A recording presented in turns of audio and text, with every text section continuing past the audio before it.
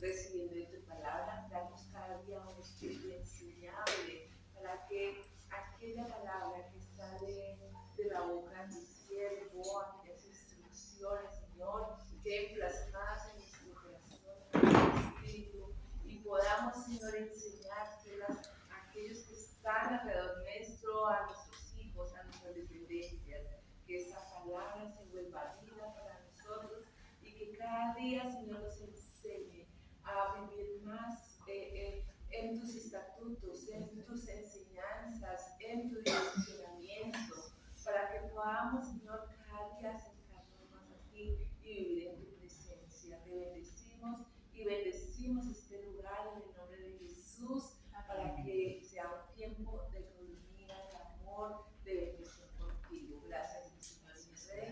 La gloria, la honra y la alabanza para ti. Amén. Amén. Buenos días.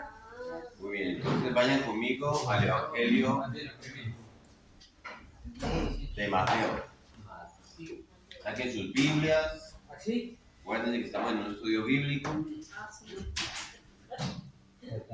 Mateo capítulo 6, versículo 1. Bueno, entonces a partir de hoy comenzaremos a estudiar el capítulo 6, en el que el Señor introduce una nueva sección de su discurso, de su sermón. Una de las cosas más fascinantes del Sermón del Monte es ver al maestro detrás del sermón. El Sermón del Monte tiene una estructura que puede ser fácilmente detectable si usted se dedica a examinarla con detalle, ¿sí? Un orden, ¿sí? Y es imprescindible pues que un maestro tenga orden al enseñar la palabra de Dios, para que los demás puedan seguirlo. Sigan, ya arrancamos. Ustedes van dejando los saludos para el final, para que nos pongamos en orden, ¿sí? Cristo era, Cristo es y Cristo seguirá siendo el maestro de maestros. Y este sermón tiene una estructura. Vayan a Mateo 6. Este sermón tiene una estructura y un orden que, vuelvo y les digo, si ustedes lo revisan, es fácilmente detectable, ¿sí? Es un orden detectable que es necesario comprender para poder entender bien sus enseñanzas. Ya vimos en el capítulo 5 la descripción de cómo es un cristiano. Versículos 1 al 12, las bienaventuranzas. Vimos la relación del cristiano con el mundo en los versículos 10 al 16 del capítulo 5. Luego vimos la relación del cristiano con la ley en los versículos 17 al 48. Cristo viene haciendo un énfasis especial sobre las enseñanzas que ellos habían recibido y estaba tratando de corregirlas. ¿Se acuerdan? Y ahora en el capítulo 6, el Señor está haciendo otro énfasis. Pero este es en la práctica, en la vida práctica. ¿Sí? Estaremos viendo lo que podríamos llamar la descripción del cristiano que vive su vida en este mundo, en la presencia de Dios, en sumisión activa a su voluntad y en dependencia total de Él. Eso es lo que vamos a ver en el capítulo 6. Y este capítulo 6 tiene como una doble división también que podemos detectar fácilmente y lo vamos a mirar en la medida que lo vamos estudiando. En los versículos 1 al 18 tenemos al cristiano y lo que podríamos llamar su vida de piedad. Tal vez algunos podrían llamarlo su vida religiosa. ¿Sí? Y hay tres disciplinas. Hay tres disciplinas que son mencionadas aquí, que son el dar, el orar y el ayunar. Y en los versículos 19 al 34 de este capítulo 6 que empezamos a ver hoy, tenemos al cristiano viviendo su vida práctica en este mundo. Porque el cristiano no solamente debe ocuparse del cuidado de su alma y de su vida de piedad, ¿no? Aunque no es de este mundo, el cristiano sigue viviendo en este mundo. Por lo tanto, le preocupan sus cosas como cómo comer, el beber, el vestir, la vivienda, los hijos, la escuela, el carro, el transporte, todo, etcétera, etcétera.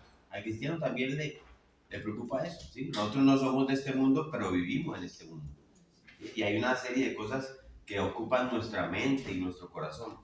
Este hombre que describe Cristo acá, en el capítulo 6, vive su vida delante de Dios, pero no solo en lo concerniente a su piedad, sino también en lo concerniente a los afanes del mundo. Ahí estamos, eso lo vamos a ver. Ese es el tema, pues, del capítulo 6. Dios tiene muchas cosas que decirnos acerca de nuestra vida de piedad, nuestra vida religiosa, pero también tiene muchas cosas que decirnos en lo referente a nuestras preocupaciones terrenales. La Biblia es suficiente, ¿sí? Él sabe él sabe que tenemos que cuidarnos, que tenemos que cuidar un cuerpo, que tenemos que cuidar una familia, tenemos que levantar una familia, que hay un trabajo que tenemos que realizar en este mundo. Y la palabra de Dios tiene mucho que decirnos sobre todo eso. Nuestro Señor no predicó este sermón por allá en las cortes celestiales a unos serafines, ¿sí? Él estaba predicando este sermón a una multitud de hombres y mujeres que tenían problemas similares a los tuyos y a los míos, ¿sí? Y Cristo tenía algo que decirle a ellos acerca de estas cosas. Hoy vamos a comenzar a tratar esta primera parte del Sermón del Monte, en la cual estaremos posiblemente varias semanas. Que vamos a tratar la vida piadosa o la vida religiosa del cristiano vivida delante de Dios en sumisión a su voluntad y en dependencia total de Él. Y el Señor ilustra esto a través de 3 prácticas comunes de la vida piadosa del cristiano, ¿sí? El dar, el orar y el ayunar. Y lo primero que quiero que veamos a modo de introducción en este pasaje es que el Señor presupone, ¿sí?, que los cristianos hacemos todas estas cosas. Fíjense cómo comienza el versículo 2. Viene allí el 6.2, dice, cuando, ahí está, 6.2, cuando pues des limosna, él no está diciendo ahí, da limosna. Él está presuponiendo que si tú eres un ciudadano del reino, tú vas a hacer esa misericordia, ¿sí? Y dice cuando des esa limosna, ¿sí? Lo mismo miren en el versículo 5, dice, y cuando ores. Y si usted va al versículo 16, dice, cuando ayunes. El Señor no está ordenando a sus discípulos que hagan misericordia, que oren y que sometan sus apetitos y sus deseos con fines espirituales, que eso es el ayuno, ¿sí? Él está presuponiendo que ellos hacen todas esas cosas cuando lo hagan, ¿sí? ¿Queda claro? Los cristianos dan, los cristianos oran, los cristianos someten sus apetitos y deseos para lograr sus fines más altos, el ayuno. Y aquí vale una aclaración, ¿no? No es que haciendo estas cosas se hacen cristianos.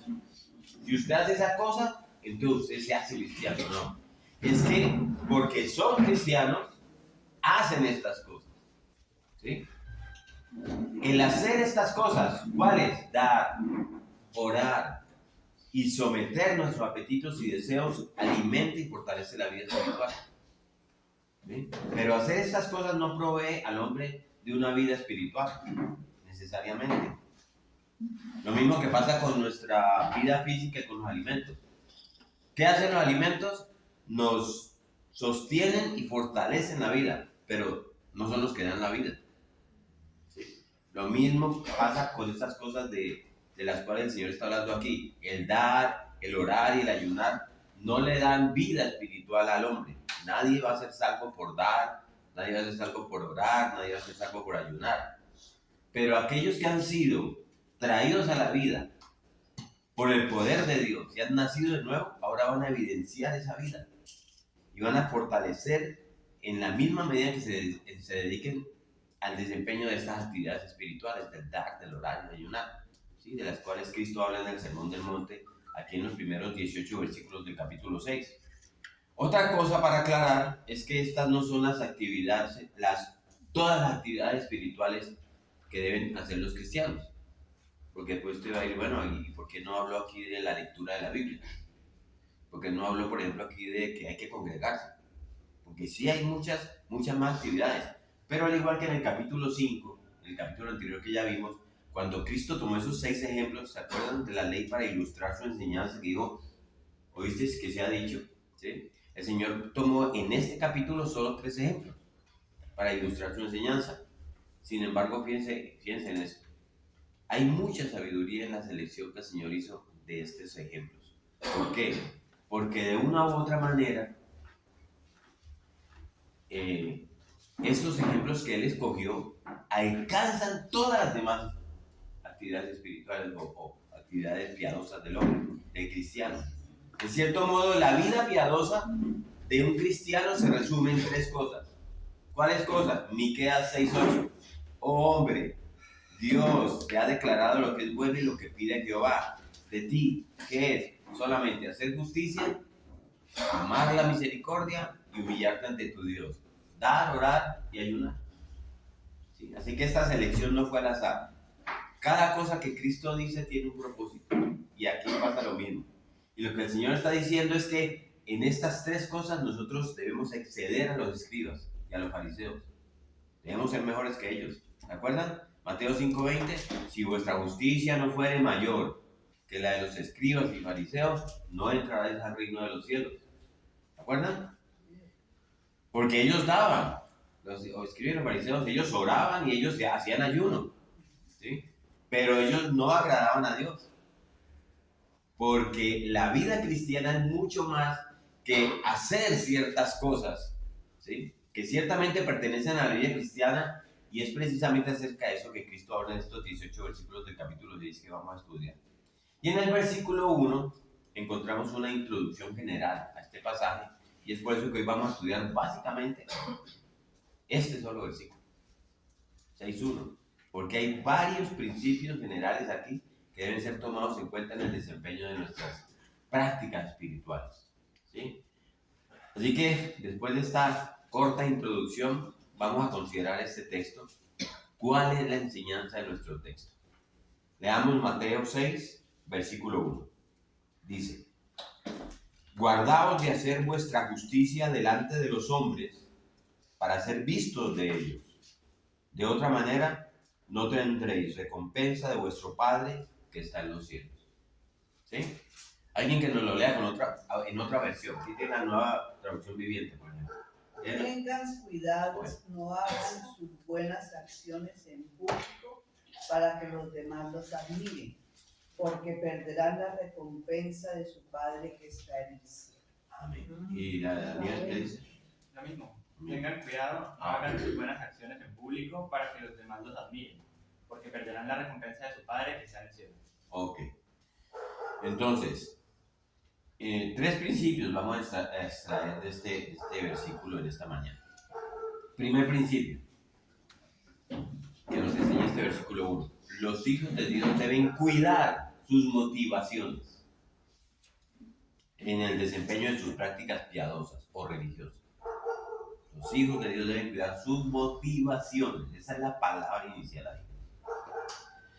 ¿Qué dice el texto? Guardaos de hacer vuestra justicia delante de los hombres para ser visto de ellos. De otra manera no tendréis recompensa de vuestro Padre que está en los cielos.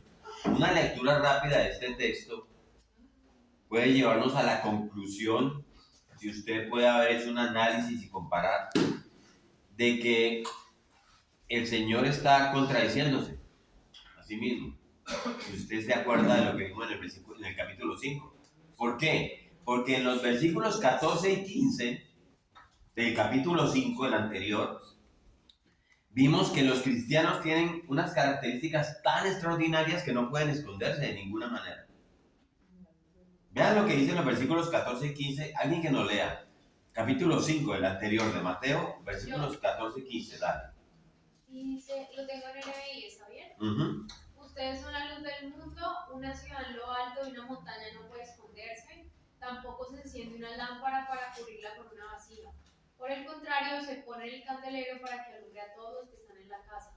Hagan brillar su luz delante de todos, para que ellos puedan ver las buenas obras de ustedes y alaben a su Padre que está en los cielos. ¿Sí ven? Cristo ahí da una amonestación, una sentencia, es una enseñanza directa. Dice, así alumbre, hagan brillar, ¿sí? Así alumbre su luz delante de los hombres. ¿Para qué? Para que vean vuestras buenas obras. Dice Cristo en el capítulo anterior. Entonces uno como que, bueno, yo no entiendo. En Mateo 5:16 dice que mi luz debe brillar para que los demás vean mis buenas obras.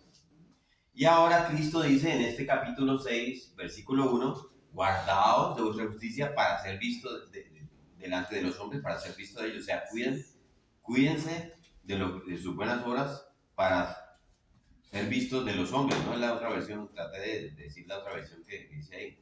Entonces como que hay una contradicción aquí, ¿sí? Entonces en una brillen, en otra guárdense de que no los vean. Entonces no hay una contradicción, ¿sí? Lo que el Señor está condenando aquí en este capítulo 6 es la motivación, ¿sí? Miren dónde está la diferencia. El texto de hoy, Mateo 6:1, síganme ahí. Guardaos de hacer vuestra justicia delante de los hombres. Motivación, aquí viene la motivación, para ser vistos de ellos. Sí, ese es el problema. En Mateo 5:16 que nos leyó Estefanía, así alumbre vuestra luz delante de los hombres para que vean sus buenas obras. Y aquí viene la motivación, y glorifiquen a vuestro Padre que está en los cielos. ¿Sí? ¿Sí ven la diferencia? ¿Sí? Entonces, hay una manera como Dios quiere que yo muestre mis buenas obras. Y hay una manera como Dios no quiere que yo muestre mis buenas obras. ¿Sí? ¿Y yo cómo sé la diferencia? Spurgeon, que es un predicador del siglo XVIII, él decía, cada vez que te sientas tentado a esconderte, muéstrate. Y cada vez que te sientas tentado a mostrarte, escóndete. ¿Sí? Eso es una buena ecuación, ¿no? Eso es sabio. ¿Sí? Pero tenemos que guardarnos, cuidarnos de cuál es la razón por la que nosotros hacemos lo que hacemos. ¿Sí? O decimos lo que decimos. ¿Y por qué lo estamos mostrando? ¿Sí? Porque muchas veces la verdadera motivación está escondida. ¿Sí? Y si mi motivación no fue realmente la gloria de Dios, sino el mostrarme yo, ¿sí? Entonces escuchen lo que Cristo dice en el versículo 1 del capítulo 6. De otra manera, no tendréis recompensa de vuestro Padre que está en los cielos. Cada vez que yo hago una de estas obras buenas, piadosas, y la muestro para mi propia gloria, ¿sí? Dios dice, Rodrigo, eso le gustó a los hombres, ¿sí? Y los hombres te aplaudieron. Listo, acabas de recibir tu recompensa. ¿Cuál fue? El aplauso de los hombres. Pero Dios dice, no esperes más. No esperes más. Lo hiciste por eso, no esperes más. Pero yo te digo algo, eso no tiene registro acá arriba. Eso no tiene conocimiento. Para el reino de los cielos, eso no ha pasado. Ya tu recompensa fue recibida. Ya la recibiste. Ya sea en salario, ya sea en aplausos, en reconocimiento, en popularidad, en aprobación humana, en fama, pero nada en el reino de los cielos. Para acá, eso no ha pasado. La pregunta que surge aquí es, cuando nosotros hacemos lo que hacemos, ¿qué tan consciente estás? ¿Qué tan conscientes estamos? ¿Y de qué manera estamos procurando intencionalmente que esa persona que está frente a ti, que ha visto lo que ha visto, de verdad vea algo de la gloria de Dios en ti? ¿Qué tan conscientes estamos de que esa persona vea algo de la gloria de Dios en ti cuando tú haces tus buenas obras? ¿Sí? Porque si yo no tengo eso de manera consciente, ¿sí? y yo no lo hago de manera intencional para la gloria de Dios, con toda probabilidad la gloria de Dios está muy lejos. Está más lejos de lo que yo tengo en ese momento. ¿Sí? Y como vamos a ver más adelante, yo no tengo ninguna razón para hacer lo que hago, incluso para vivir, si no es para la gloria de Dios. ¿Sí? Y no es lo que yo haga en el estudio bíblico, ¿sí? Ni es lo que yo haga en mis prácticas espirituales lo que cuenta. Es todo lo que yo hago en mi vida, que se supone que tiene ese propósito. La motivación para la cual yo hago lo que hago es vital. ¿Cuál es tu motivación para hacer lo que tú haces? Y lamentablemente la motivación muchas veces está errada. Aún en nuestras mejores cosas, en las mejores cosas que hacemos. Eso es una autoexaminación que debemos de hacernos nosotros siempre. La palabra que usa Mateo aquí en el original y que se traduce aquí para ser vistos, ¿sí?, por los hombres, es la palabra en hebreo, en griego, perdón, dice seaomai, que es un vocablo del cual se deriva en cierto modo la palabra teatro. ¿Qué es entonces lo que Mateo me relata que el Señor está diciendo? Guardaos, poned atención, tened cuidado de que al hacer estas cosas no esté realmente haciendo un espectáculo de piedad. ¿Sí? Tengan cuidado. El asunto no es si me vieron o no me vieron.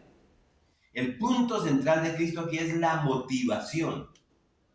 ¿Por qué haces lo que haces?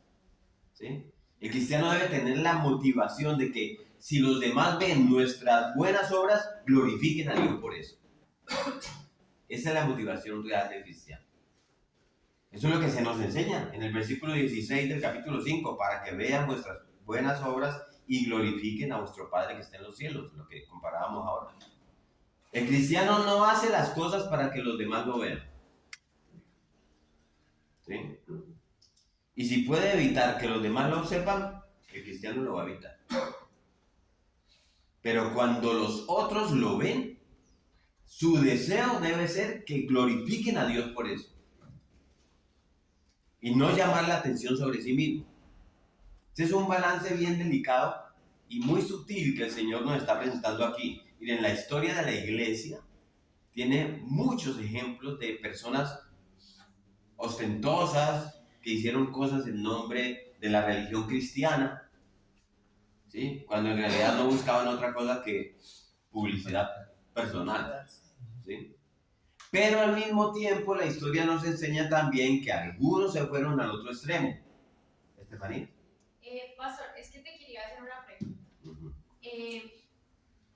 Yo entiendo que ahí va como en la motivación. Yo nunca había leído como este versículo contrastado con el de el 5. Entonces ahí ya cambia completamente como la cuestión. Porque entonces si yo leo esto, yo digo, no, yo no puedo mostrar nada de lo que yo hago a nivel social ni nada de eso, porque quiere decir que a Dios eso no le agrada y no va a recibir su recompensa, ¿cierto? No, lo que dice es, si tú... No, sí, bueno. pero ya poniendo como en contexto este otro versículo, quiere decir, ok, muestren si quieren, pero miren cuál es la motivación. Entonces ahí creo que hay una tarea más grande porque es previo a uno, digamos, postear cualquier cosa. Por ejemplo, yo que voy a iniciar con mi fundación y que si es una fundación, pues tiene que dar cuenta, por decirlo así, de las cosas que le dan, de las donaciones y de todo. Entonces, como previamente uno pensar, ok, bueno, esto es para mi gloria porque quiero que me digan, wow, felicitaciones, qué bueno lo que estás haciendo, o realmente quiero que la gente diga, wow,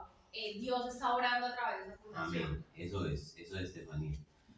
Eso es lo que digo, por eso decía que debe ser intencional.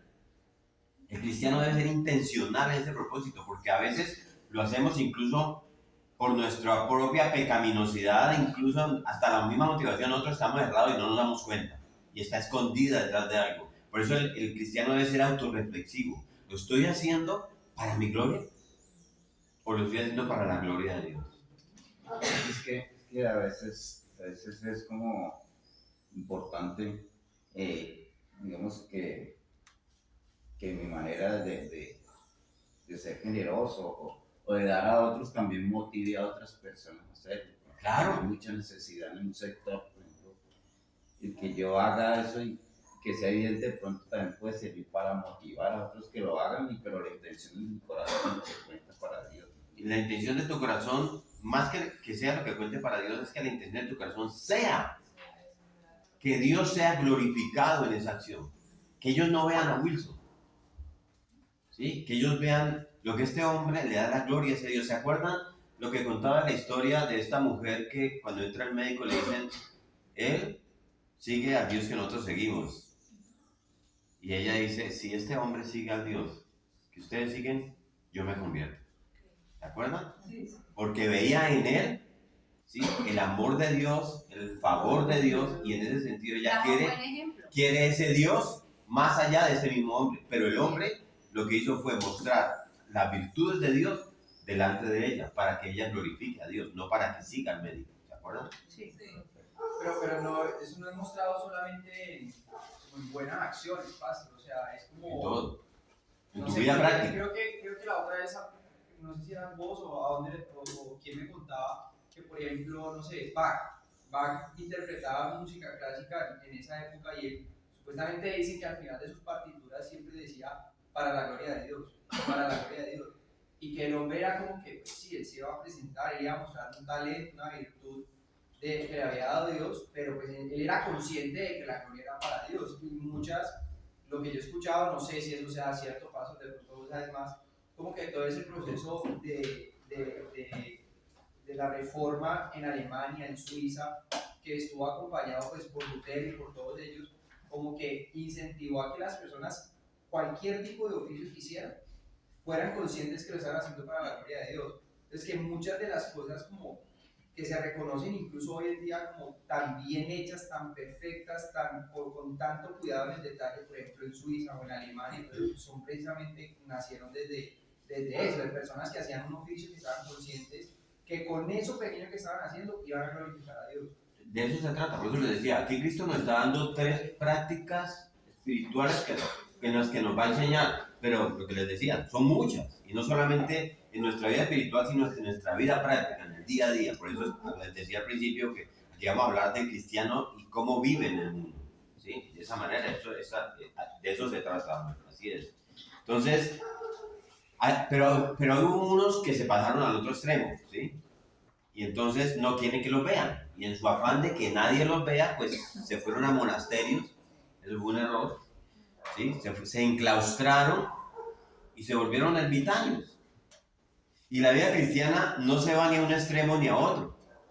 ¿Sí? Si vamos a ser sal y luz del mundo, pues tenemos que estar en contacto con el mundo. Usted no sala un aguacate a control remoto. ¿Sí? Tiene que entrar en contacto. ¿Sí? Entonces, no podemos aislarnos del mundo. No tenemos que también, no, para que no vean mis obras. Entonces, no, ¿sí? Pero al mismo tiempo tenemos que recordar que no pertenecemos al mundo y somos distintos a él. ¿Sí? Ese es un equilibrio que no es fácil si uno lo analiza bien. ¿Sí? Es un equilibrio que solo se puede dar con la ayuda del Espíritu Santo. Debemos pedirle al Espíritu Santo que nos muestre que no estemos desequilibrando esa balanza. Que no queramos mostrarnos nosotros y que tampoco queramos esconder la gloria de Dios, pensando que esa es una buena forma. Y ahí es donde fallan las iglesias que se van volviendo legalistas, que multiplican las reglas, ¿sí? Y para ver si logran ese balance en el corazón de sus feligreses, y no se trata de eso. Eso es un problema del corazón humano. Así que el énfasis de este versículo no es que debemos colocar en secreto nuestras obras, ¿sí? Ese no es el énfasis. Eso está incluido con que lo miremos bien, pero no es el énfasis. El énfasis es la motivación con que hacemos las cosas, ¿sí? No somos ostentosos, ni andamos publicando lo que hacemos, ¿sí? Porque no hacemos esas cosas para ser vistos de los hombres, como dice el versículo, ¿sí? Para hacer un espectáculo, para que los demás nos admiren, ¿sí? Entonces, miren, esto es importante, mis hermanos. No basta con hacer lo que es correcto. Debemos tener una motivación correcta al hacerlo, ¿sí? Así que el cristiano no examina únicamente lo que hace. El cristiano da un paso más adelante y examina también su corazón. Permanentemente se autoexamina. ¿Sí? Y viene en detalle, porque el cristiano sabe que el mal está en el corazón. Los cristianos sabemos eso, ¿cierto? El corazón es engañoso, ¿sí? Si no examinamos nuestras motivaciones y no somos reflexivos, de pronto nos estamos engañando a nosotros mismos, sin darnos cuenta. Y la motivación está ahí, escondida, de una manera errada, ¿sí? Debemos hacer lo correcto con la motivación correcta. Dice el Señor en el versículo 2, leanlo ahí. Cuando pues des limosna, no hagas tocar trompeta delante de ti como hacen los hipócritas en las sinagogas y en las calles. ¿Para qué? ¿Qué dice ahí? Para ser alabados por los hombres. En el versículo 5 otra vez dice, y cuando ores no seas como los hipócritas, porque ellos aman el orar en pie en las sinagogas y en las esquinas de las calles. ¿Para qué? Para ser vistos por los hombres. Y si usted va para el versículo 16, allá adelantico, cuando ayunéis, ¿sí? No seáis austeros como los hipócritas, porque ellos demudan sus rostros. ¿Para qué? Para mostrar a los hombres que ayunan. ¿Sí? Esa es su motivación. La motivación de eso. Por eso Cristo los llama hipócritas. ¿Sí? No basta con estar en el lugar correcto, en el momento correcto, haciendo lo que es correcto. Fíjense, eso no basta, eso no es suficiente. El punto es, ¿por qué estás allí en ese preciso momento haciendo lo que estás haciendo? ¿Por qué? ¿Cuál es tu motivación? Ese es el autoexamen del cristiano. ¿Sí? Yo les voy a ilustrar esta enseñanza con un ejemplo que es bien pertinente para nosotros ahora mismo. Hoy es domingo. Eso no hay duda. El día del Señor. El día que Dios ha apartado para que su pueblo lo adore, ¿sí o no? Hoy es ese día. Y muchos que profesan ser creyentes se reúnen hoy, ya sea ahí en nuestro lugar de culto, ahora a las 11, o en otras iglesias, en el mundo entero. Eso es el día entero en oración, ¿sí? Arranca por ahí en Australia y todo, es el mismo día y todos los cristianos vamos orando uno tras otro, hasta que se completan las 24 horas. ¿Ustedes habían caído en cuenta de eso? ¿Sí? Y ese es el pueblo de Dios. Iglesias hermanas, todas en adoración, ¿sí? Todas esas personas en el mundo entero uno diría que están en el lugar correcto, en el momento correcto, haciendo lo que es correcto. ¿Sí? Ahora vamos a usar nuestra imaginación y pensemos que hay dos personas en medio de todo ese mundo, que van a estar sentadas en el culto que nosotros vamos a tener ahorita en unas horitas ahí en nuestra iglesia. ¿Sí? Por si acaso son imaginarios, ¿no? No van a pensar que es nadie en especial. Estas dos personas llegan a la misma hora, allí donde nosotros congregamos. Ambos traen sus Biblias. Ambos, cuando comienza el culto y cuando la alabanza invita a cantar, ambos cantan. ¿Sí? Cuando se le invita a orar, ambos bajan sus cabezas, cierran sus ojos. ¿Sí? Ambos dan sus ofrendas. Cuando hacemos el llamado a dar la ofrenda, ambos van, se paran y dan su ofrenda. Ambos se sientan en silencio y en sus asientos, uno al lado del otro. Ahí están, imagínense. Cuando el predicador se presenta y el pastor dice, bueno, el predicador allí en el púlpito, ambos prestan atención, están ahí pendientes de lo que dice el predicador. Aparentemente ambos están haciendo lo mismo. ¿Sí? No existe ninguna diferencia aparente entre estas dos personas. Sin embargo, delante del trono de Dios, la adoración de uno de ellos sube como olor fragante y la adoración del otro apesta delante del trono de Dios. Dios se agrada con la adoración de uno y está airado con la otra persona. ¿Sí? La pregunta es, ¿dónde está la diferencia? ¿Sí? Si ambos están en el mismo lugar, a la misma hora, haciendo las mismas cosas. Aquí está la diferencia. Mire, uno de ellos se levantó esta mañana con la expectativa de ir a la iglesia, encontrarse con el pueblo de Dios, sus hermanos, para adorar junto con ellos a Dios. Para escuchar junto con ellos lo que para él es la bendita e infalible, inerrante palabra de Dios. ¿Sí? Él vino con un oído atento, o va a la iglesia con un oído atento, anhelante por conocer más profundamente cuál es la voluntad de Dios. Va con esa intención. Va con un corazón preparado, ¿sí? Y quiere expresarle a Dios su agradecimiento por todos los dones inmerecidos que él ha recibido de la mano de Dios en esta semana. Va con eso, ¿sí? Entonces la palabra de Dios predicada encuentra en este hombre un corazón tierno, ¿sí?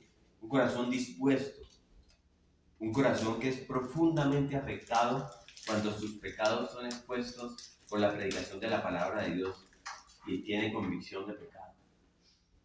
y dobla su corazón delante de Dios. ¿Sí? Este hombre da gracias a Dios por haberle hablado a su alma a través de la predicación, ¿sí? A través del predicador. Y por haberle concedido el privilegio de haberle podido ir a adorarlo a Él hoy, domingo, el día del Señor. ¿Sí? La oración de este hombre sube como olor fragante delante del trono de Dios. ¿Sí? El otro, que hace exactamente lo mismo y nosotros lo vemos haciendo exactamente lo mismo, se dirigió al lugar del culto. En esta mañana se va a dirigir casi instintivamente, porque esa es su costumbre domingo tras domingo. Arreglarse, se va, porque hoy voy para la iglesia. Ir a la iglesia, por lo menos el domingo en la mañana, ya es mucho para él. Hay un esfuerzo. Por eso va a la iglesia solo el domingo, porque ya hace un esfuerzo. Y eso ya se ha convertido en parte de su vida y lo tiene en su rutina semanal. Esta persona escucha el sermón y él toma lo que le parece bien, lo que le agrada, y lo que no le agrada, lo que no le complace, no lo acepta, no le agrada, lo desecha. ¿Sí? Y cuando canta las alabanzas, porque canta, dijimos que cantaba también, ¿sí? Sí, canta. Se puede decir de él lo mismo que dijo el Señor en una ocasión al pueblo de Israel: este pueblo de labios me honra, pero su corazón está lejos de mí. Y miren, yo, créanme, no quiero crear problemas de conciencia innecesarios en nadie, ¿sí? Porque adorar a Dios es un esfuerzo espiritual y grande. Y miren, atender la palabra predicada también es una lucha para todo el mundo. Eso no, hay que estar ahí. Y yo les cuento una cosa mía, yo termino escribiendo esto a las 3:30 de la mañana. Se me va más de tiempo. Y a las 11 de la mañana yo ahí estoy en una lucha, porque ya estoy agotado, ¿sí? Y pues yo no soy muchachito ya, entonces, ¿sí? Pero muchos adoradores sinceros se han encontrado así, en el culto de adoración, de pronto hasta pensando en otras cosas mientras están cantando, ¿sí? Y que alguien levante la mano y diga si no le ha pasado. A mí me ha pasado, ¿sí? Es una lucha ir a adorar a Dios, ¿sí? Como dice el apóstol Pablo: cuando quiero hacer el bien, yo encuentro esta ley en mí, que el mal está en mí, ¿sí? ¿Alguien levantó la mano? Sí, no, justamente iba a decir eso sobre Pablo, de que pues, por más de que nosotros lo queramos separar, como que uno falta por ahí hipócrita, que está por ahí, está haciendo 10.000 cosas como para que lo vean.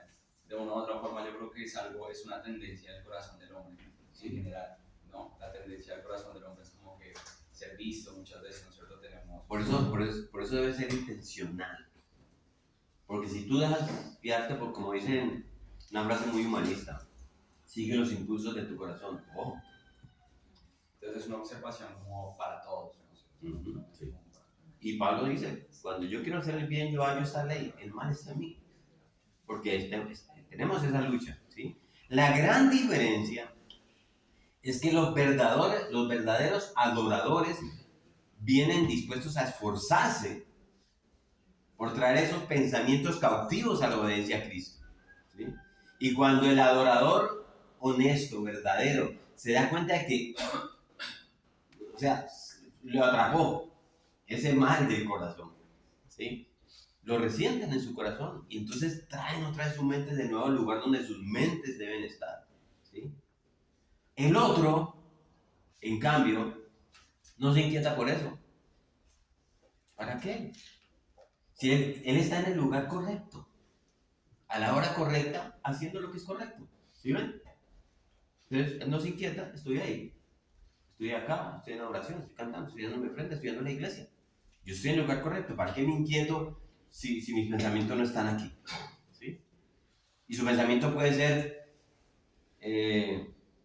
pero pues, es suficiente con las 2 horas que yo le doy a la iglesia aquí hoy. Y además un domingo, un día en el que yo debería estar descansando. Pero yo vengo, ¿sí? ¿No es eso suficiente para Dios? No. Eso no es suficiente para Dios. Porque Dios no quiere tu cuerpo. Dios no quiere que estés ahí. Dios quiere tu corazón. ¿Sí? Eso no es suficiente para Dios. Estos dos hombres, estos hombres de los otros, ¿sí?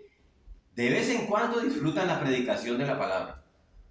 Pero ¿saben cuándo? Cuando satisface su apetito intelectual. Cuando, me gustó la predicación. El tipo es como gritoncito, pero ¿para qué? Explicó bien el texto. Le satisface intelectualmente, ¿sí? La predicación de la palabra de Dios no es para satisfacer el intelecto de nadie. Nosotros no vamos a la iglesia a satisfacer el intelecto, vamos a satisfacer el alma. ¿Sí? Ahí se pastorean almas. No somos receptores de discursos religiosos. La predicación, el culto no es eso. ¿Sí? Mis hermanos, miren, este tipo de adoración o de asistencia, llamaría yo, no es de olor fragante en la presencia de Dios. ¿Se acuerdan cuando estudiamos Caín y Abel? Ellos presentaron delante de Dios en el mismo momento, también en el mismo lugar, trajeron su ofrenda respectiva a los dos, pero la Biblia dice que Dios miró con agrado a Abel, ¿sí? Y su ofrenda, pero no miró con agrado a Caín y la ofrenda suya. Y en los ojos del Señor se enfocan en el adorador y luego en la ofrenda. Dios ve al adorador, no la ofrenda. Dios no miró con agrado a Caín y por eso no aceptó su ofrenda, y ya estudiamos la razón, ¿sí? Su corazón no era recto delante de Dios.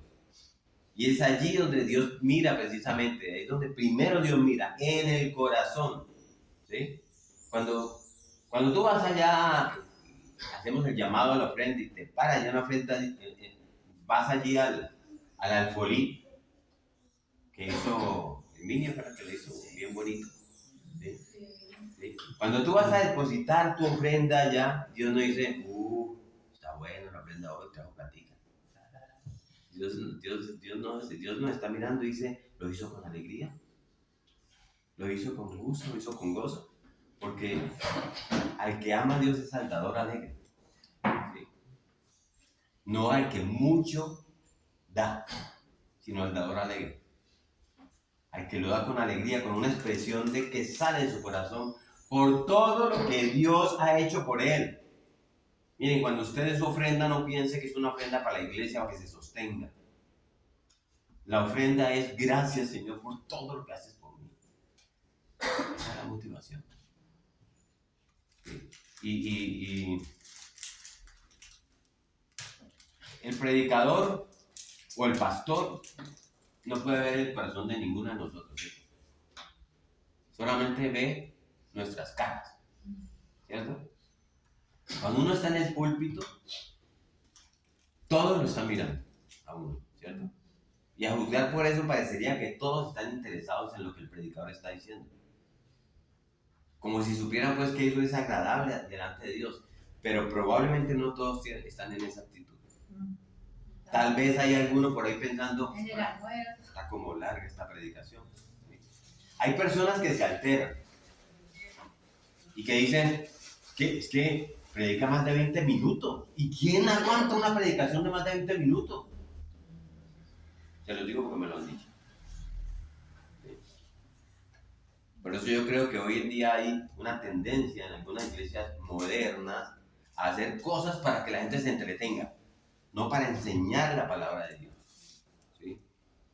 Aquí nosotros, en el culto, nosotros no vamos a entretener cabras, nosotros vamos a alimentar ovejas. ¿Sí? Y hay una diferencia muy grande entre entretener cabras y alimentar ovejas. En la Biblia hay que predicó más de 20 minutos y que todavía murió. Sí. Ya, cuando estudiamos Hechos de los Apóstoles, ¿se acuerdan?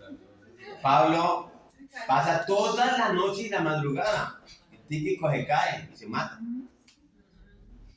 A la medianoche, o a la madrugada. Y lo más tenaz de eso es que Pablo baja, lo resucita y se vuelven a seguir en la prédica. No es distraer como que, ya paremos, no sigan. Entonces, si fuera por Pablo, estos que dicen que una prédica no debe durar más de 20 minutos, no estarían con Pablo. Entonces, mis amados hermanos del alma, no solo es importante lo que hacemos, sino por qué lo hacemos. ¿Sí? Esa es la gran enseñanza de esta parte del Sermón del Monte.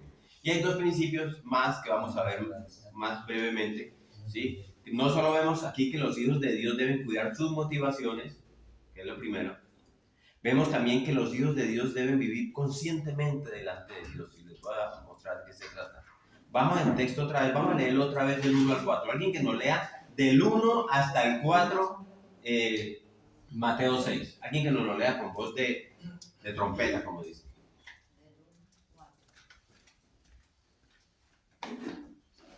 Tengan cuidado, no hagan sus buenas acciones en público para que los demás los admiren, porque perderán la recompensa de su Padre que está en el cielo.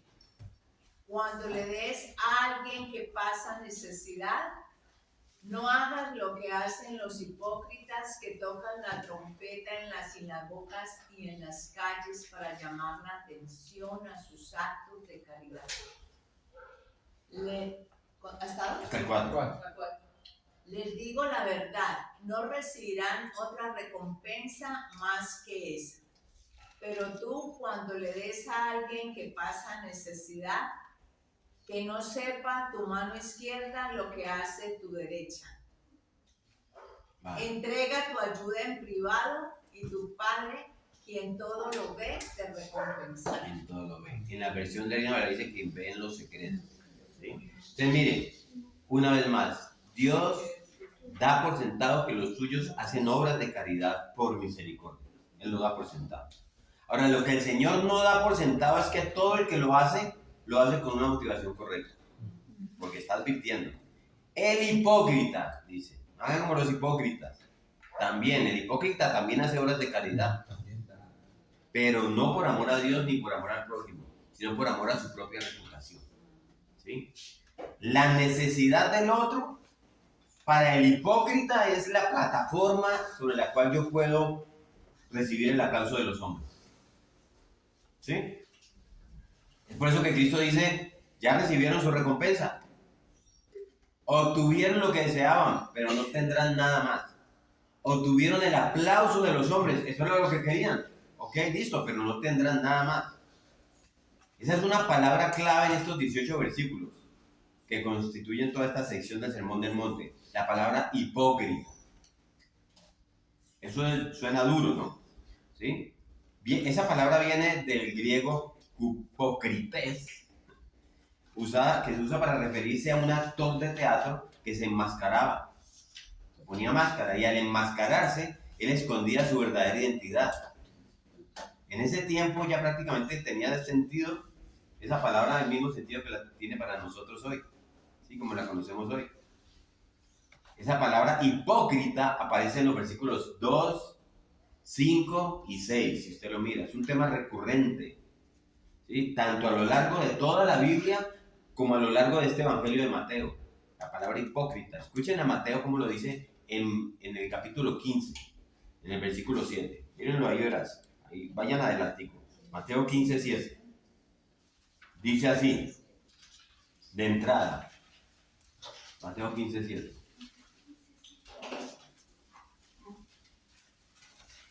Ahí adelantico. 9 capítulos adelante. Hipócritas. Dice, de entrada. Ahí está la palabra. Bien profetizó de vosotros Isaías cuando dijo, este pueblo de labios me honra, mas su corazón está lejos de mí. Ese pueblo hace una cosa con los labios, pero en realidad es que entre sus labios y su corazón no hay conexión, no están conectados, hay disociación. Vamos a ver esa palabra ahora, hay una disociación entre su corazón y lo que ellos hacen, sus labios y su corazón.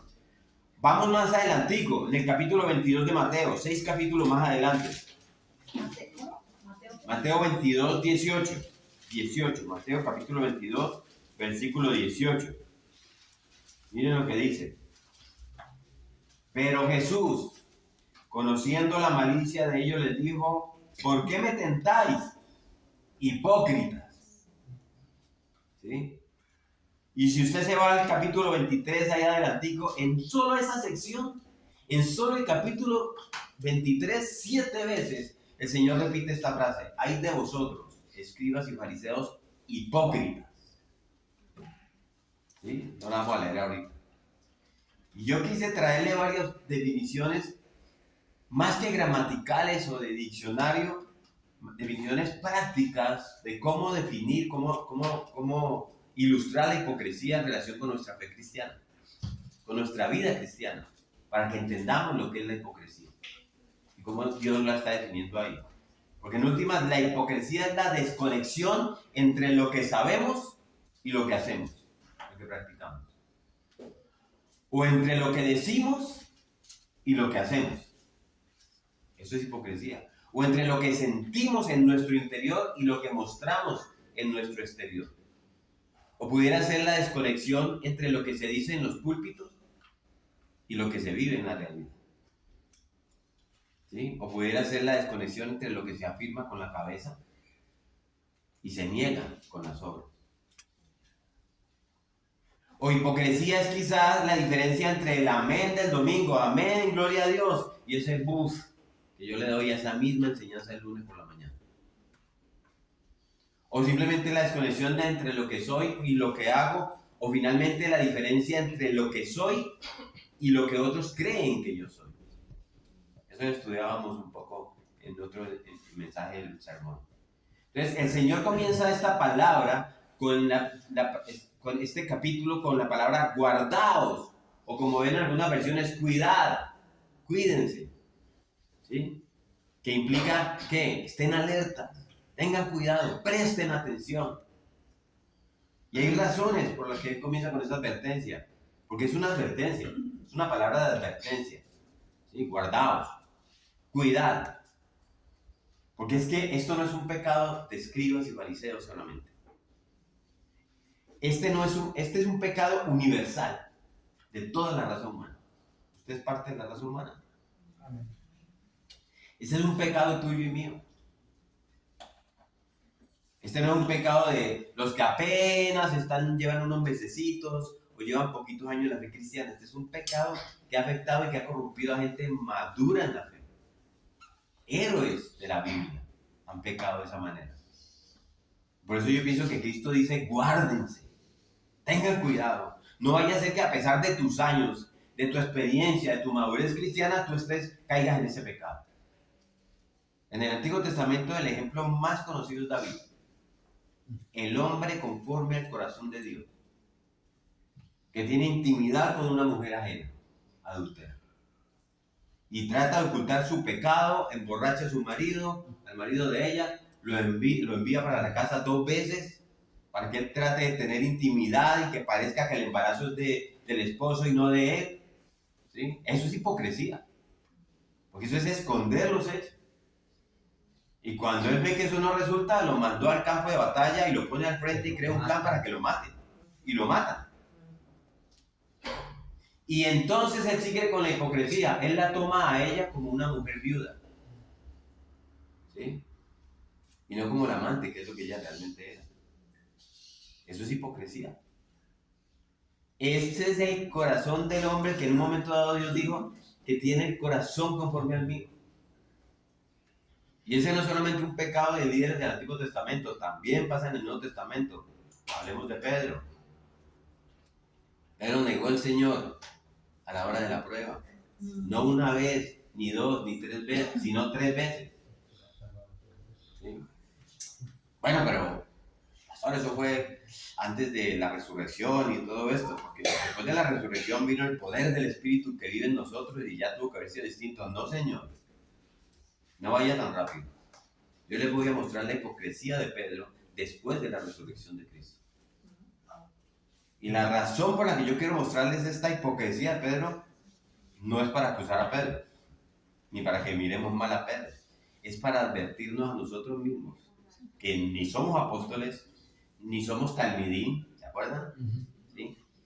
Que no lo hemos visto en persona, que no caminamos sobre las aguas. Es para una advertencia para nosotros. Vámonos a Gálatas, capítulo 2. La carta de Pablo a los Gálatas, capítulo 2. Para que lleguen más rápido, está después de la segunda de Corintios. Y vamos a los versículos 11 al 14. Dice Gálatas 2, capítulo 2, versículos 11 al 14. Se lo puedo leer. Pero cuando Pedro vino a Antioquía, le resistí cara a cara porque era de condenar. Pues antes que viniesen algunos de parte de Jacobo, comía con los gentiles. Pero después que vinieron, se retraía y se apartaba porque tenía miedo de los de la circuncisión. Son los judíos. Y en su simulación participaban también otros judíos. De tal manera que aún Bernabé fue también arrastrado. ¿Por qué? Por la hipocresía de ellos. ¿Sí? Pablo dice que el resto de los judíos se unió a esa hipocresía. ¿A la de quién? A la de Pedro. Y que Bernabé estaba siendo arrastrado por la misma hipocresía. ¿Se acuerdan de Bernabé cuando estudiamos el libro de Hechos? El que introdujo a Pablo en la comunidad cristiana. Cuando la comunidad cristiana le tenía miedo y no lo quería. Que se jugó su reputación y se jugó hasta su vida por llevar a Pablo. El mismo Bernabé. Esto no es un pecado. La hipocresía no es un pecado de escribas y fariseos. Esto no es un pecado de principiantes. Es un pecado de conocedores o veteranos también. ¿Sí? Y ahí estás tú y estoy yo. No porque seamos conocedores y veteranos, sino porque somos humanos. ¿Sí? Es algo que decía Marlon, ahí está en el corazón nuestro. ¿Sí? Y ojo, ¿no? Que por eso no llevemos a trivializar este pecado, pues, y digamos, bueno, pues si eso le pasó a Pedro y a Bernabé, pues ¿qué puede decir de mí? No. ¿Sí? Más bien eso nos debe llevar a tomar más en serio la advertencia de Pablo cuando dice que crea que está firme, mire que no caiga. ¿Sí? Y nos debería llevar a la reflexión, a la autorreflexión y ayudarnos a pensar que mi hipocresía, alguien lo decía ahorita, Wilson, mi hipocresía es capaz de arrastrar a otros en la misma dirección de esa hipocresía. ¿Sí? Wilson decía que mis buenas obras pueden arrastrar a otros a hacer buenas obras. Pues mi hipocresía también arrastra a otros a la hipocresía. Entonces, ojo con eso. ¿Sí? Y debería llevarnos a la conclusión de que seamos menos enjuiciadores a la hora de rechazar a personas como Pedro porque una vez fueron hipócritas. ¿Sí? ¿Sí ven? Ahora ya entendemos mejor la advertencia de nuestro Señor. Guardaos. Estad alerta de hacer vuestra justicia delante de los hombres para ser visto por ellos. Ten cuidado de que no muestres tus buenas obras, de que no hagas alarde de lo que eres o de lo que eres delante de los hombres o de lo que haces. ¿Sí? El Señor nos pone aquí en una disyuntiva muy sutil, muy difícil, otra vez. O vivimos para agradar a Dios conscientemente, vivimos para agradar a Dios conscientemente, o vivimos para agradarnos a nosotros mismos. Porque fíjense, el contraste del texto finalmente no es entre agradar a los hombres y agradar a Dios. ¿Sí? No, ese no es el contraste. Ese es el contraste aparente. ¿Sí? El contraste en el texto no es o vivo para agradar a Dios o vivo para agradar a los hombres. No, mire, es en agradar a Dios o agradarme a mí mismo. Ahí está el verdadero contraste. Porque al final de cuentas la razón que nos mueve a los seres humanos a buscar el aplauso y la aprobación de los hombres no es porque queramos agradar a los demás, es porque deseamos que los demás tengan una buena opinión de nosotros, cosa que nos agrada en gran manera y que vuelve el problema, buscar la aprobación de los demás. Y cuando buscamos la aprobación de los demás, estamos complaciéndonos a nosotros mismos. ¿Sí me siguen? Queremos ser admirados, queremos ser aclamados, y como el hombre no puede ver lo que Dios sí ve, entonces es fácil engañar a los demás. ¿Sí? Qué fácil es engañar a los hombres. Díganme si no. ¿Sí? Vaya a una maratónica, entregue un cheque y el mundo lo va a aplaudir. ¿Sí? Es fácil engañar a los hombres. Lo difícil es convencer a Dios. ¿Sí? Por eso muchos toman ese camino más fácil y lo que el Señor dice aquí a sus discípulos, no sean así ustedes. Eso es lo que nos está diciendo el Señor. No vivan bajo esa perspectiva. Busquen la gloria de Dios, dice Cristo. Busquen en todo lo que hacen la gloria de Dios. Recuerden que están todo el tiempo bajo la mirada escudriñadora de Dios. ¿Sí? Como dice David, escudriña mi corazón. David no necesitaba decirlo. Era voluntad de él decírselo a Dios, pero Dios escudriña nuestro corazón y nosotros estamos todo el tiempo bajo esa mirada. Decía alguien con mucha razón que si recordáramos eso todo el tiempo, nuestra vida cambiaría por completo. Si usted recordara eso todos los días de su vida, a toda hora, que usted está bajo la mirada escudriñadora de Dios, su vida va a cambiar. Piénsalo. ¿Sí? Nosotros vivimos todo el tiempo bajo esa mirada. ¿Recuerdan lo que dice el salmista David en el Salmo 139:7? ¿A dónde me iré de tu espíritu? ¿Y a dónde huiré de tu presencia? Eso lo dice David. Y el texto hebreo dice literalmente, ¿a dónde iré de tu faz, de tu cara? O sea, a donde quiera que yo voy, yo tengo tu cara y tus ojos mirándome. Y no lo miren como una mirada de juicio, porque yo muchas veces, y lo he dicho, el verdadero sentido de bienaventuranza para mí es que Dios tenga siempre sus ojos puestos en mí. Ese es el bienaventurado. Que siempre esté mirando. Pero no solamente mire lo que Él mira lo que yo estoy haciendo. Él mira mi corazón. No hay barrera en eso. ¿Sí? No hay un solo lugar en el que yo pueda esconderme de Dios. Ninguno de nosotros podemos, ninguno. Ni el impío, ni el no creyente, ninguno puede esconderse de Dios. Sus ojos ven el corazón de todos los seres humanos. Es Dios. ¿Sí? Y repito, si recordamos eso todo el tiempo, eso operaría un cambio dramático en todos nosotros. Y lo primero que desaparecería, se los aseguro, es la hipocresía. ¿Sí? Decía Juan Calvino que no hay ninguna obra tan honorable en el ser humano que no pueda ser corrompida por la hipocresía. No hay ninguna obra tan alta, tan sublime ni tan excelsa que la hipocresía del hombre no la pueda corromper. Ahí pueden estar muchos hipócritas. ¿Sí? Y yo lo digo de una manera similar. No hay ningún hombre tan santo que no haya caído en ese pecado y que no vuelva a caer el día de mañana.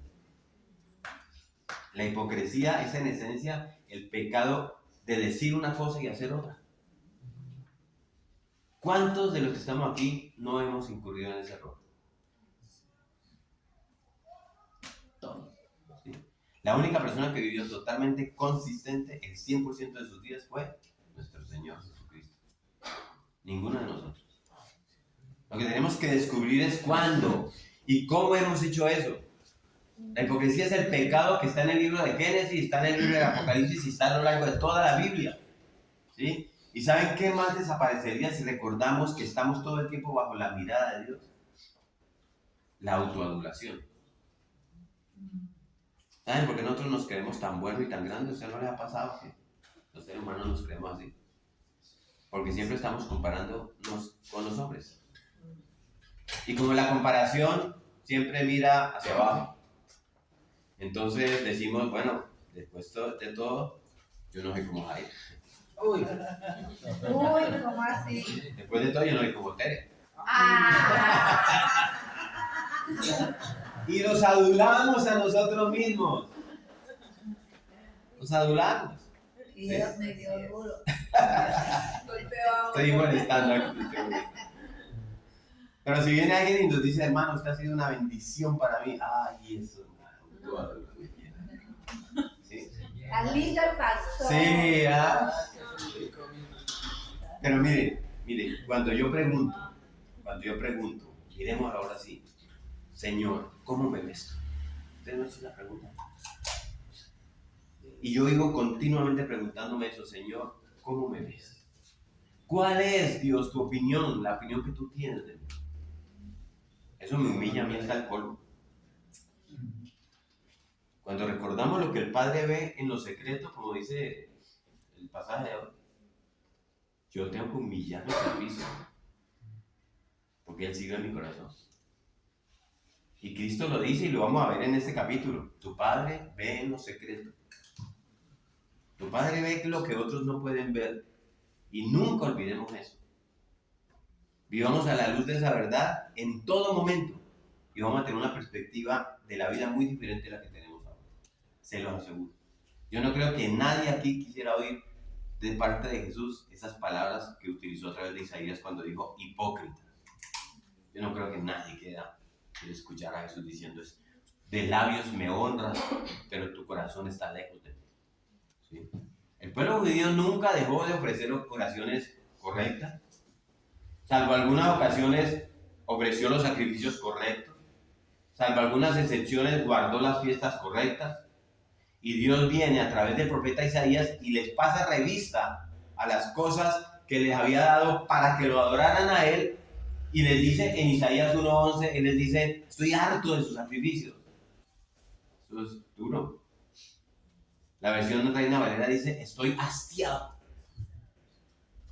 Y en el versículo 13 de Isaías 1 les dice, no me traigan más ofrendas vanas. Eso me es abominación. El incienso que yo les di, les dice Jesús ahí, Isaías, Dios a través de Isaías, el incienso que yo les di para que me adoren, para mí es abominable. Lo que yo les di ya ahora para mí es abominable. Y en el versículo 14 de Isaías 1 dice, sus lunas nuevas, sus fiestas solemnes, las tiene aborrecidas mi alma. Me son gravosas y estoy cansado de soportarlas. Estoy cansado de soportarlas, agotaron mi paciencia, dice Dios. Ahora piense, ¿qué será? ¿Será que estas quejas de Dios son porque cambiaron la fórmula del incienso? ¿O que los sacrificios ahora son de corderos tuertos? ¿O que las fiestas no las están guardando o las guardan mal? No era eso. ¿Sí? De acuerdo con el capítulo 1 de Isaías, ¿saben cuál era la queja?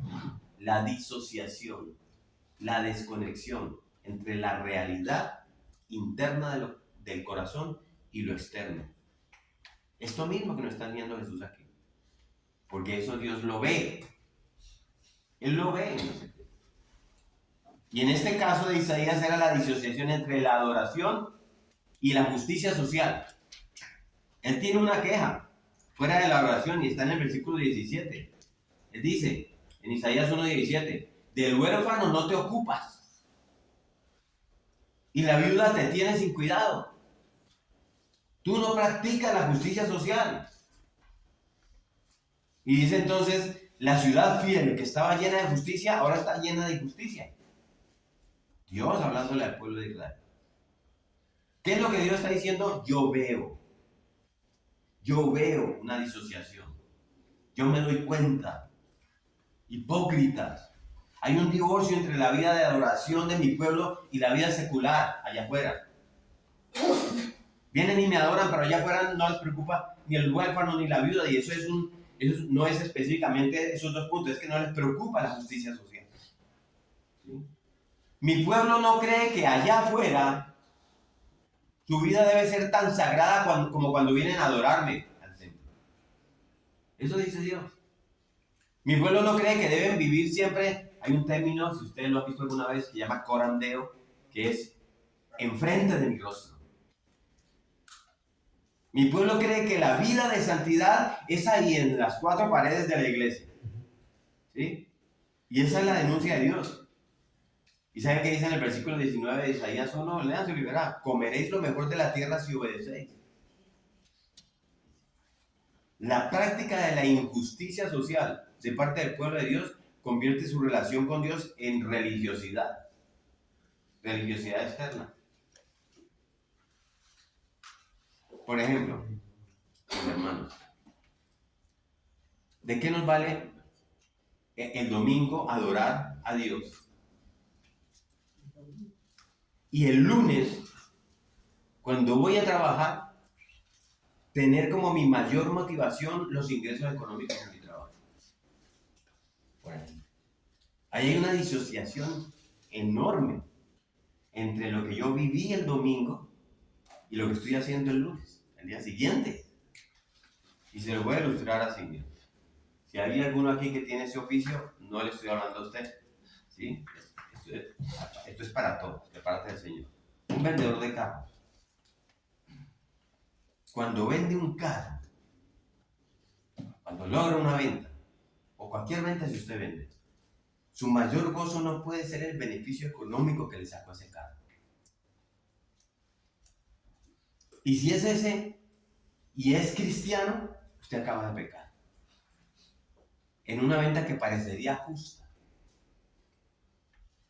Porque su propósito número 1 en la venta de un carro no es su ganancia. Y se lo voy a ilustrar, eso está ilustrado en la palabra de Dios. El propósito número 1 es que el comprador de ese carro haya visto a través de el hombre que se lo vendió las virtudes de Dios. Así no le haya ganado ni un peso. Venga, pastor, pero es que yo vivo de eso. No. Tú no vives de eso, mi hermano. Tú vives de la mano misericordiosa de nuestro Dios que pone comida y pone mantenimiento en tu casa todos los días. Yo no vivo primariamente de lo que hago. Si yo viviera de eso, yo no necesito a Dios. Ese es el problema del incrédulo. Cuando te dice yo no necesito a Dios, porque yo vivo de mis ingresos. Y yo lo que necesito son muchos carros, y muchos clientes, y mucha promoción y mucho mercadeo. Esa es mi necesidad. El cristiano vive de la provisión de la mano de Dios. ¿Nosotros qué somos? Nación santa, pueblo y real. Todos conocen el texto. ¿Para qué somos todo eso? Para que anunciéis las virtudes de aquel que nos llamó de las tinieblas a su luz admirable. 1 Pedro 2:9. Es 24/7. En tu trabajo, en la calle, en tu círculo social. Tu único propósito, mi hermano, mi hermana, en la vida es demostrar, anunciar, reflejar las virtudes de Dios que te llama. Tú no tienes otro propósito en la vida. Tú no tienes motivo de existencia que no sea ese. Anunciar, demostrar, reflejar las virtudes del Dios que te llamó. Y como bendición, Dios entonces te concede esos ingresos. Amén por eso. Por haber reflejado sus virtudes. Es un doble privilegio que no lo tienen los incrédulos. Reflejar sus virtudes, que es el mayor privilegio, y tener una ganancia monetaria, que es un segundo privilegio. ¿Sí ven? El médico no puede estar haciendo diagnósticos para levantar su fama. Si esa es su motivación, él está en pecado. Delante de los ojos de Dios, le estoy hablando a cristianos. Él necesita que sus pacientes, como la historia que les conté, y que sus colegas puedan ver a Dios a través de él o en él, las virtudes de Dios. Lo demás es secundario. El cristiano vive en esa función y entiende que depende absolutamente de Dios, no del mercadeo. Él nos da ese beneficio, nos lo concede, pero el primer llamado es a ese. No podemos seguir nosotros que como que con un corazón convertido y con una mente pagana. Desconexión. Eso es una condición hipócrita delante de Dios. Y no podemos ser hipócritas porque delante de Dios no lo podemos ser. No podemos seguir siendo así por el amor de Dios. Porque seguiríamos siendo exitosos en el reino de los hombres y siendo un fracaso en el reino de los cielos. Eso es un doble estándar, es una hipocresía de nuestra parte. Decimos, Dios es mi prioridad y no lo es. O pregúntalo, ¿lo es? Y finalmente aprendemos de este texto que los hijos de Dios deben esperar su recompensa únicamente de la mano de Dios. Entonces, uno, los 3 puntos que les dije al principio. Los hijos de Dios deben cuidar su motivación. 2, los hijos de Dios deben vivir en la presencia de Dios, ser conscientes de eso. Y 3, los hijos de Dios deben esperar su recompensa únicamente de la mano de Dios. La idea de la recompensa está presente en toda esta sección que vamos a ver. Lo vamos a ver más adelante. Yo diría que incluso está en una forma insistente en Mateo 6. 7 veces aquí en este capítulo. ¿Ah? Los hijos de Dios deben esperar su recompensa únicamente de manos de Dios. ¿Sí? Ahí está 7 veces en este capítulo el Señor menciona el asunto de la recompensa. ¿Sí? Y su enseñanza básica es que nosotros debemos luchar conscientemente contra el deseo de recibir la recompensa de parte de los hombres. Y más bien buscar en cambio la recompensa de Dios. Ese es el énfasis de este texto y lo vamos a estudiar. Esperar la alabanza que viene de Dios y no la que viene de los hombres.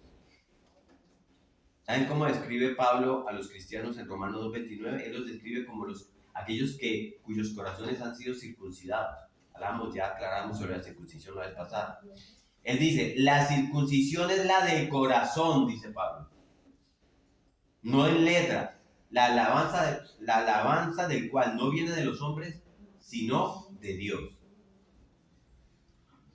Pablo está haciendo un contraste muy fuerte ahí porque miren, los judíos se gloriaban mucho de su rito, sobre todo de la circuncisión, ¿sí? Nosotros, decían los judíos, nosotros somos los circuncisos.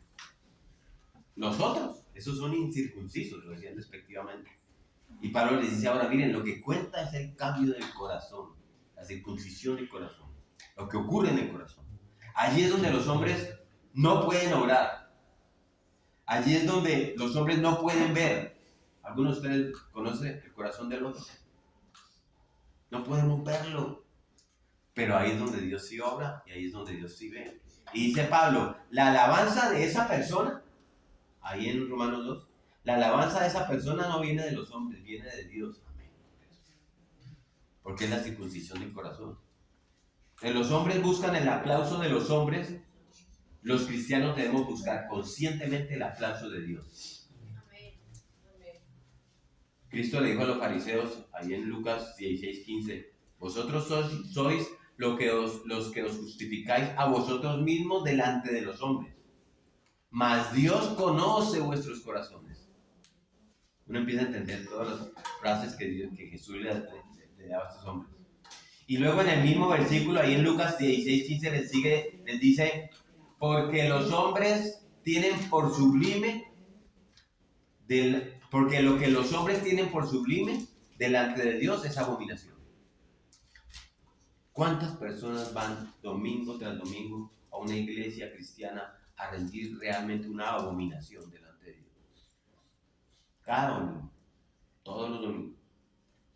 Y algunos hasta pertenecen a la alabanza, pero no es nuestra alabanza, nuestra alabanza no tiene problema.